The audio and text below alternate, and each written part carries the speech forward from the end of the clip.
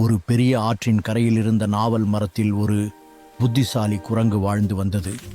அந்த மரத்தின் இனிய நாவல் பழங்களை அது தினமும் ஆற்றில் வாழ்ந்த ஒரு முதலையுடன் பகிர்ந்து கொண்டதால் இருவரும் நெருங்கிய நண்பர்களானார்கள். ஒரு நாள் அந்த முதலை சில பழங்களை தன் மனைவியிடம் கொண்டு சென்றது. அந்த பழங்களை சாப்பிட்ட முதலை மனைவி, "இதுவே இவ்வளவு இனிப்பாக இருக்கிறது. இவ்வளவு இனிப்பான பழங்களை சாப்பிடும் அந்த குரங்கின் இதயம், ஈரல் எவ்வளவு இனிப்பாக இருக்கும்.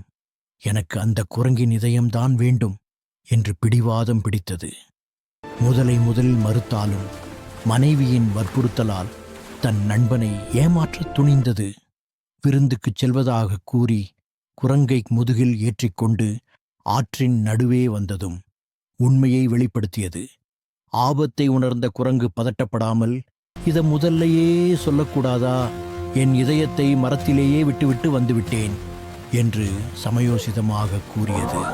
அதை நம்பிய முட்டாள் முதலை கரையை நோக்கி திரும்பியதும் குரங்கு ஒரே தாவலில் மரத்தின் மேல் ஏறி உயிர் தப்பியது. "முட்டாளே, இதயமில்லாமல் யாராவது உயிர் வாழ்வார்களா?